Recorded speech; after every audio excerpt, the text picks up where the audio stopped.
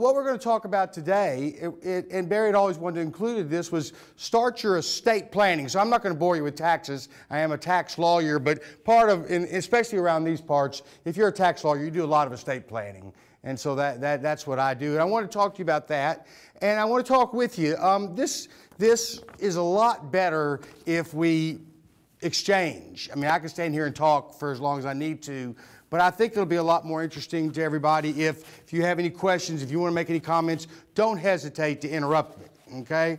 But again, I think it'll be a lot more interesting. I did this outline that I've passed out. I've been doing this for a number of years. And the first part of it's just a bunch of jargon and the kind of vocabulary that we use in estate planning. And then in the second part, starting on about page 5,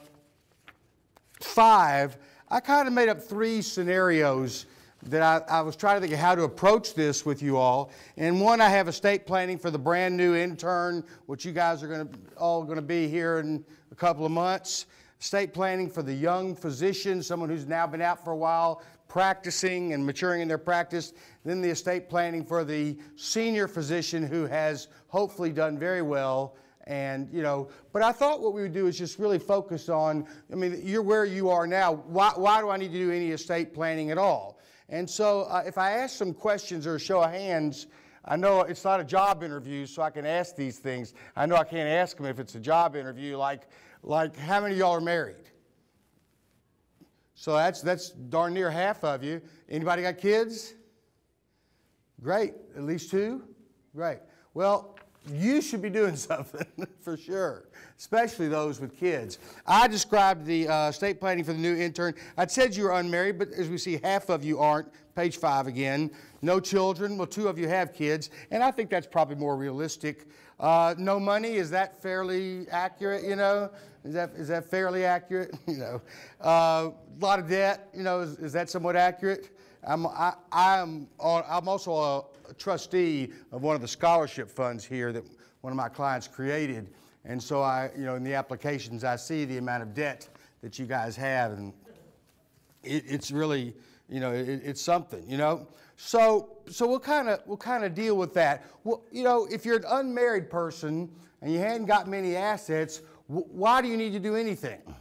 Why do you need to do anything about your estate planning? And I would tell you that probably not a lot that you urgently need to do, except 2 things. Again, on page 5. Well, the first one is if I died, who would get whatever it is I have, not my debts. If nobody's guaranteed your debts die with you, okay? It's not like somebody has to assume your debts. But who's going to get my stuff? Well, I put down there your heirs at law. Well, who are my heirs at law? Right now, if you died without a will, your heirs at law are your parents, if you have parents. That's who your heirs at law are if you died without a will. And that may be just fine with you, okay? If you didn't have parents, it becomes your brothers and sisters, things like that. It's fine with some people, it's not fine with others. Like I say, there's not much point in having a will to leave your assets if you don't have any assets, okay? But the second one I want to talk to you a little bit about is insurability. I'm not a life insurance salesman. I'm big on insurance when you need insurance, okay? If you don't have any need for insurance, I don't think life insurance, I never wanted to build an estate through life insurance. But I did have, at one point in time, a wife who quit working and stayed home with the kids for about 10 years. And I did have, a home note and, house loan and some other things. And kids that probably, just like me, wanted to go to college, and things like that. And so I did feel a duty to have life insurance, at least through the time of my children going to college. And everybody kind of familiar with the idea that there's permanent life insurance and there's, God, it's great. This is what also happens, this is great. Any neurologists in the house? And there's term, okay? Term life insurance, if you hear that, that's just buying protection. It builds no value whatsoever, okay? It just protects me if I die this. And it's going to get more expensive if I get older if I keep it. But I would think that all of you, especially those with with someone who needs to protect ought to have a nice big term life insurance policy for 20, 25-year term. And if you buy something like that, you can kind of keep the premium they'll use in the life insurance world level, where the premium kind of stays the same. And why am I talking to you about this? Because you're more insurable today than you're ever going to be. Okay? And would it be terrible if you woke up one day when you really needed the insurance and some little health thing has popped up, okay, that's stopping you from getting that insurance. So that's why I'm talking to you about the life insurance right now. You're probably as insurable as you're ever going to get. It's going to be cheap, and you probably need to consider, depending upon your circumstances, whether it makes sense now or in a year or two or whatever, to lock in a nice big policy. Now I'm talking big, okay? So you say to me, well, what's big, Steve? You know, what's big? I kind of want to pick on the guys with kids, you know? What's big? And I'll meet clients, young people like you, good, smart young people, and I've got plenty of insurance. How much you got? $250,000? I hate to, I hate to tell you, that's not big. In today's world, that's not big. First of all, assuming you don't go lose it in the market or somewhere else, you know what they'll give you on a CD today? 1%. A percent. That's $2,500 a year. That's not going to pay for school, right? That's probably not, okay? So I think if you are planning to have a productive, beneficial life with children and things like that, you're talking $1 million anyway, okay? I mean, if something happened to you and you start thinking about, I've got to provide for children and things like that, and I've got to help make sure they get educated through college, and I think you'll find it's not really that expensive. It's not near as expensive at your age as you might think it is. So I want to throw that out there at you. Life insurance. Now, I've virtually given up all my life. Yes, sir. Well, it's just whenever you're ready, okay? I mean, if I didn't have kids, it's kind of hard to get motivated. But if I had a wife or children or something like that, and maybe, especially in debt, and, I don't mean, in debt that my wife could be liable for and things, if I had a house note that I wanted to have paid off, I got to have some life insurance. I mean, I don't have any other way to do it, and I don't want to leave people with a mess. I never wanted to build an estate through life insurance, okay? I didn't want people that happy I was dead. I really didn't.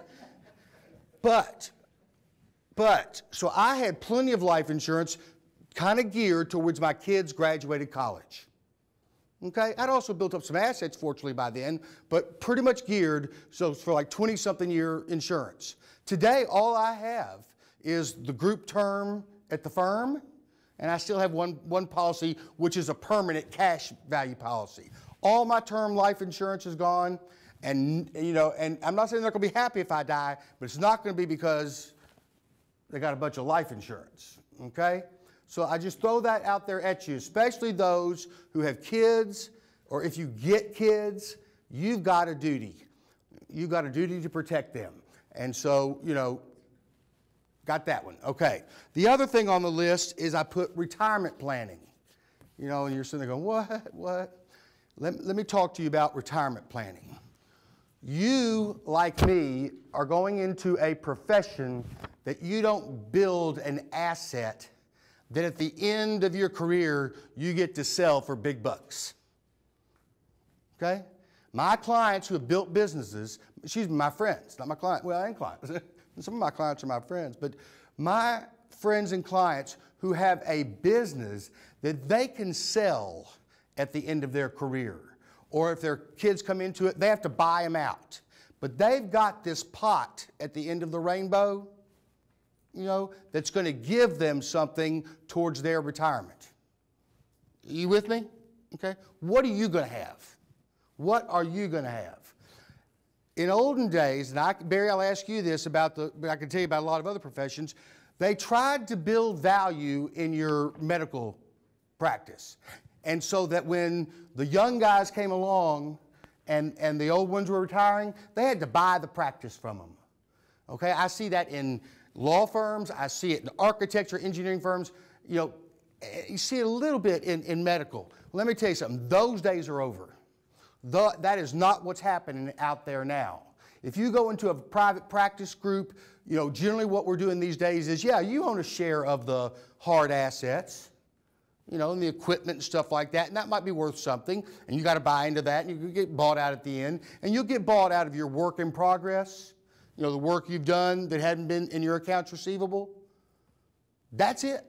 You're going to get paid for the work you've done, and you're going to get your share of depreciated medical equipment, which more and more they're not letting you guys do anymore because whatever you just saw where every heart group got joined a hospital now, so they don't even, my brother's out at the heart hospital, they don't even own their stuff anymore, They're all now working for the heart hospital, and they got all that equipment. So you are not going to build an asset that's going to be bought out from you at retirement. How are you going to have a good retirement? Your retirement plan. You might make some good investments along the way, and I hope you do. Can I say this? Doctors don't have a great history of that. Did I say that? And you know what? If you're successful, and I hope you all will be, and you have a nice income, people who have something to sell are going to be coming at you left and right because you're the ones with the cash, okay? So that's a whole nother story. But I'm here to talk about your retirement plan, okay? So what is a retirement plan? I love it when my wife will say to me, so is your firm giving you a bonus? What? I'm one of the partners. My bonus is me, I mean, what goes, are they putting in for your retirement plan? What? I've got to make X and then carve out about 15% of it or so to put into my retirement plan. Believe me, Michelle, isn't she great? She is just great. I'm afraid of her, but she's great, She kind of scares me, Michelle is great. But she don't want to pay my retirement plan. My retirement plan comes out of what I make and what I produce. That's what's going to be happening to you. You are going to be doing that, okay? You ever heard that expression, pay yourself first when you get a paycheck? Well, I'm really going to tell you, pay yourself first and put that in the retirement plan. Because that's the only thing you're going to really have that you're going to have when you retire. And if you start early, and let that, and you know how retirement plans work. You get a tax deduction for putting it in. That's good. It grows without paying any current income tax, or it goes down without paying any current income tax. But we're all back now, back where we were about 2008. That was probably one of the worst periods in the market, certainly the worst that I've seen in my 32 or 3 years of practicing law, the way that thing went down. And everybody just moping around about their retirement accounts. But still, you've got to do it. You have to play ball, okay? So when you think you can't afford it, I'm just telling you, do it anyway. And I'll add this. I was at a law firm for a number of years that didn't have a retirement plan. Didn't have one. A lot of small firms don't. And when I joined Mitchell Williams 14 years ago, I had an IRA, but I was playing catch up. And I'm putting in the max I can put in now every year. And it's not easy. But it's the only way it's going to happen. It's you. So what I'm trying to tell you is, if you're thinking, woe is me, and I'm only making what I'm making, and this and that kind of thing, if you're not covered by a retirement plan, do an IRA. Because you're so young, the money really does compound. And you'll tell you something, you'll wake up now, 35 years from now, you'll have something. You'll have something significant. But it only happens if you do it. If I beat that horse pretty good? Even if you think you can't do it, do it. I had a partner who used to say, go borrow the money. I'm not saying I agree with that, okay? Because I'm not sure that what you're going to earn is going to equal what you're paying on it, okay? But do something. If you worked this past summer, go start an IRA. I think it used to be you could only put in $2,000, you put in $5,000 now, and scrape the money together and put in what you can, okay? Because I think of one thing I really did when I hope that I gave you the idea was there's not going to be anything else there at the end of the rainbow if you don't make it happen. So that's something also young people can start. Yes? You're saying IRA versus Roth IRA, which one? If you are qualified for Roth, I do the Roth. I'm not real big on a Roth conversion where I take these steps to take, okay, everybody know what a Roth IRA? There's two, we have just the traditional IRA, which is just a little self-directed retirement plan. That's what my wife and I did for years. I'd put $2,000 in for me and put in $250 for her when she was not working. Of course, this was back when 2000 bought you something, like a new dog. But I'm trying to think what my dog costs, golly. And I'm not even counting the surgeries. But you know what? Our IRAs, I'm getting ready to turn 60. This little $2,000 thing I did up until 14 years ago, it's a couple $100,000. It's not nothing. When I stopped and just let it grow, because I faithfully put in my $2,250 every year, it's a couple $100,000 now. I think now you can do 5. Roth, a regular IRA is just you put the money in, you get a tax deduction for that maximum amount, $5,000. It grows tax deferred. When you pull it out, that's when you pay the tax on it. Because you got a deduction for putting it in. You didn't pay any tax on it along the way. So when you bring it out, that's when you're going to pay the tax.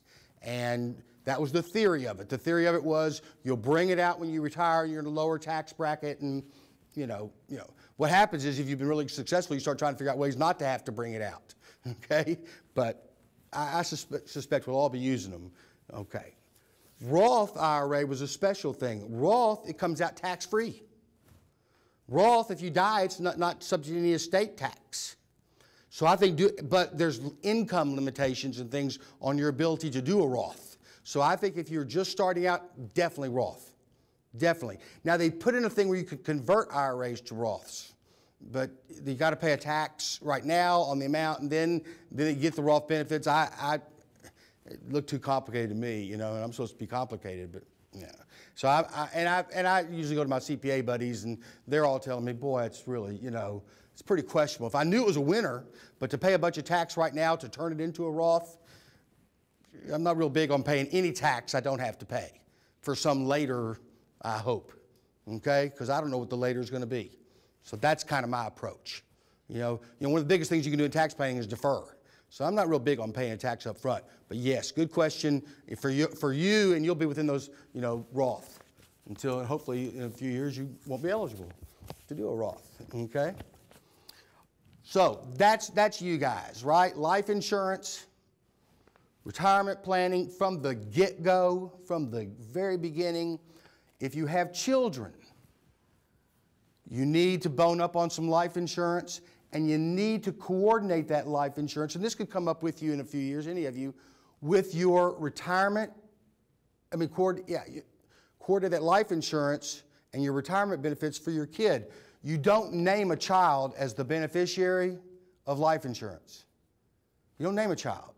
Children are minors. They are incapacitated in law. They're like due to their minority. You can be incapacitated due to a mental problem, a physical problem, something. Well, children are legally incapacitated due to their age. Okay? So you can't name, and if you do name a child and that were to happen, you got to go get a court-appointed guardian, and you don't want to do that. So make sure if you are doing an estate plan with children and things like that, that you coordinate the beneficiary of life insurance. I'll pick on you, okay? Married, child, 4. Non-traditional student. You might have a will, don't know anything about you, okay? Which would be something like this. If my wife survives me, I leave everything to my wife. Better, 4 kids, Okay. If my wife predeceases me, I leave everything in trust, right? We can't leave stuff to, how old are your kids? The oldest one's 5. Yeah, the oldest one's 5. You can't leave everything to them, So you got to leave it in a trust. Trust is not just for Rockefellers, it's for you and me. It's just somebody holding assets for another person. A trustee holding assets for another person. And then I would talk to you about a trust that said, there's lots of ways to design it, but maybe his would be one trust that says this trust supports all my kids, and each one's going to go to college, and then finally when they've all had a chance to finish college, divide it into 4 shares and distribute it to them, but make sure they're of a certain age so they have a chance not to blow it. make that trust the beneficiary of the life insurance. Don't name your kids, you name the trust. So your life insurance, you might make your wife the primary beneficiary, and you make this trust the alternate beneficiary. Or you might say to me, you know, I don't mind leaving my wife $1 million. I'm not nuts about leaving her next husband $1 million. That doesn't appeal to me very much. So you might leave it all in a trust, first for your wife, and then what's left to your children, right? Because, you know, if I name my wife and she remarries, I don't want him having it that easy, you know. And I want to know that what I did is going to go to my kids. Make sense? I mean, you know, it's this kind of stuff we talk about. And when I meet with clients, especially in front of your wife, I mean, we'd have that brutal discussion. I'd say to her, and I'm getting ready to pick on you, you know. You might remarry, your husband talks you into putting that into a joint account. Joint means it's half his, and you die, it's all his, and your kids, and, you know, get nothing. So that's the kind of things that we worry about and we work on. No, I'm not even talking about taxes, okay? I'm not talking about any taxes, just talking about making sure that your most probable intent gets carried out, okay? That would be a will for him. Everything to my wife, otherwise everything in trust. Funnel all my assets into this trust, name my life insurance the beneficiary of this trust, and then have my retirement plan payable to my wife, otherwise to the trust, and get all that in there for my kids. And that's the kind of estate planning that I think you're going to be doing over the next 10 years. Okay? Now, where this estate tax thing is going, remember the estate tax, the death tax, it's the tax and everything, they got a big exemption right now. Right now, the exemption from estate tax is $5 million per person. It's huge. Right now, a husband and wife can have up to $10 million and should pay no estate tax. But this has been a big political football the last 5, 6, 7 years, and that $5 million exemption ends at the end of this year and will revert back to $1 million a person. $1 million, if they don't do something. And if you have $1 million life insurance policy and you own it, now you're taxable. So we'll see what they're going to do about that. But we're not going to go into taxes. That's kind of wild. I'm supposed to finish up near 7 or a few minutes after. But I thought at this point, you know, I would see if there's any questions or anything it kind of sparks your interest. Should you do a will off the internet? Hell no. Barry always asks me, well, yes? Do you recommend setting up a trust for us initially for like doing even titling our cars in it and titling houses and things like that at the very start? I know it's difficult to transfer titles, but as we're looking at getting established. Sure. Do y'all? Thank you. Do y'all hear the question? What he's really asking is, wills have to go through probate process. As you know, probate is a dirty word to a lot of people. They think it's just a time-consuming, you know, it's good for lawyers, but, you know, they think it's just a time-consuming thing. If you can avoid probate, and well, probate is a process for wrapping up a person's affairs in an orderly fashion. Okay? If I die and I've got these different assets and they're in my name alone, probate only applies to things in my name alone. Okay?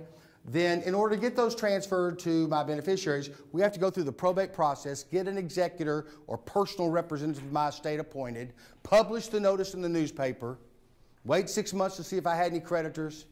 Oh, Steve didn't have creditors. Well, they didn't know that I used to sneak down to Lula, you know, and had a big tab down there, big tab.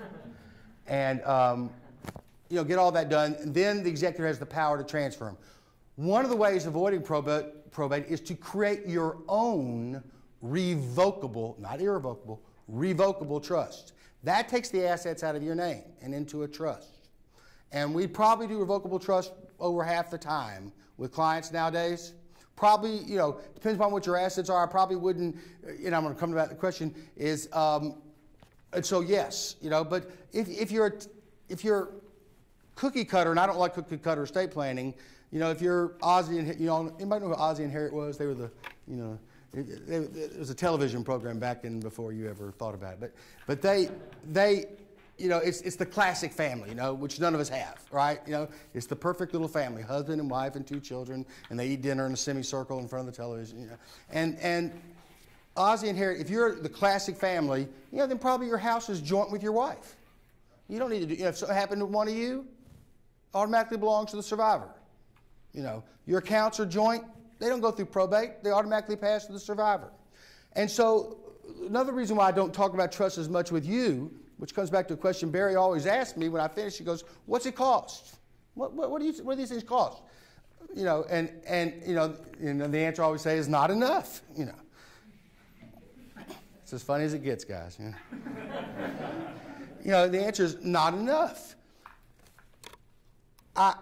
Look, I've got some gaudy hourly rate. I've been doing this for, you know, if I was doing something for y'all, I'd just charge something I thought was fair. You know, you need to pay something. I'm not going to get rich off your thing, but you're doing the right thing by coming and getting the will. But I think you ought to plan, if you really go in there and got a pair of wills and powers of attorney and all the things we need to do, you better be prepared to spend $500 or so. But a trust is going to cost you more than that. Okay? Now, I say 500 or so, something, you know, maybe a little less, but I mean, that would be, my time would be more than that, okay? But you know, 400, maybe something. You know, I had a client call the other day, she was very unhappy about her bill, so I just, you know, I don't want her unhappy, you know, make adjustments. I would never let you leave my office unhappy. I don't want you going around town, I'm serious, saying, stay away from Bauman, he gouged you, you know? I'm going to make sure, you know, that when you leave my office, you're satisfied, okay?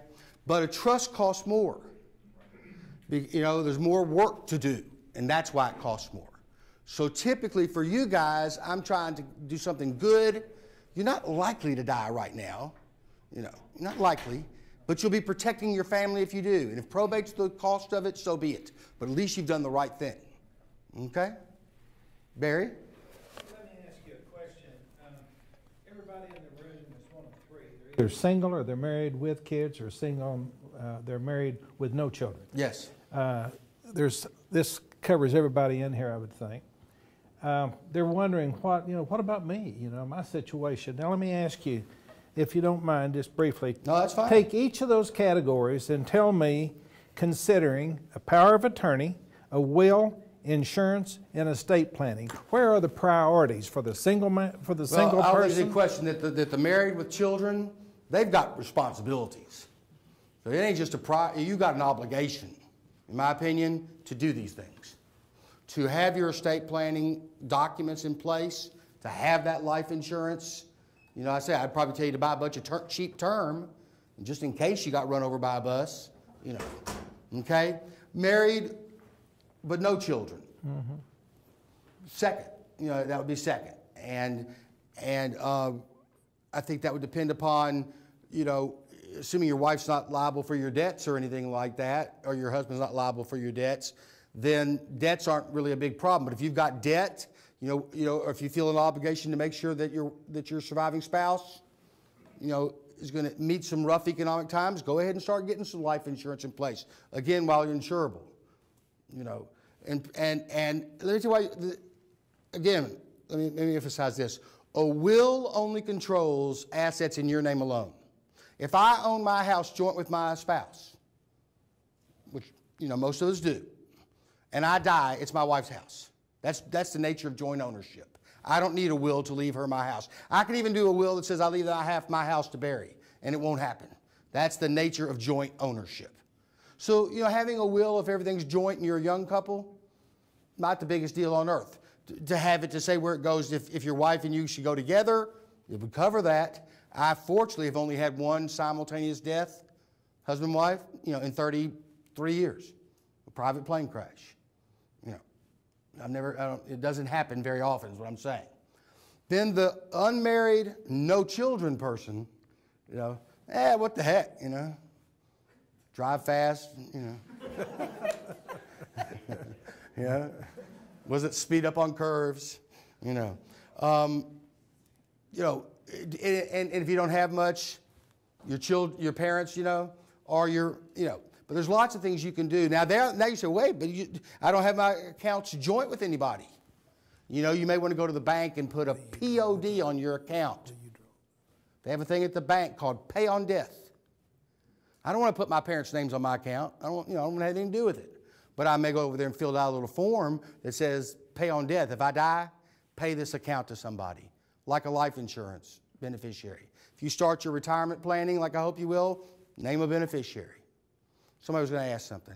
Yes? Sorry, just to clarify. Yeah. Are school loans or our spouses liable for our school? If they didn't sign it, no.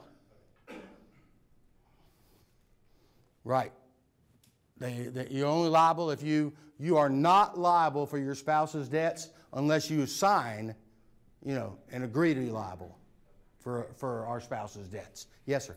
So if you start, let's say, a Roth IRA in residency, and then once you become a doctor, when you're 30 or whatever, you become a doctor, you start making good money, and you make more than the cap for the Roth. Because you started early, can you still put in or no? Into that Roth? You can still put in, but you also might be working for someone that has a retirement plan, in which event you're not eligible for a tax-deductible IRA, Roth or otherwise. I'm just trying to get you to do it if you're not being covered by a plan, which you might not be for the first year you work, or something like that. Okay? Once you go to work at a hospital or a group or whatever it might be that has a retirement plan, you can't do a tax-deductible IRA. You'll be doing it through their profit-sharing plan, 401k, whatever it is they have. Okay? But the reason I hit on IRA was you guys, aren't going to be eligible for, even if you're going to work, at a hospital, and I don't know if they, you might not be eligible, because they have all these eligibility things until you've been there for a year. So you could do something for last year. If you made some money last year, if you're paying tax, start your IRA. You get a little deduction, start it. Next year, if you're not going to be eligible for their retirement plan, do another one. Then you might have to stop, because you'll start doing it through there to that. But they may ask you, how much are you? Oh, one last thing. If somebody's willing to match you, are you insane not to do that? I work with such a bright paralegal. She's so wonderful, and she doesn't do it. She says, I just hate it when the money goes down. We have a 3% match at our firm. If they'll put in 3, we'll put in 3. It's got to go down 50% before it gets to her money. Isn't that right? Did I figure that right? I think I did. Somebody's offering to match you? Shoot. You can't pass that up. You can't, in my opinion. I think I'm infringing on someone else's time. But thank you all very much.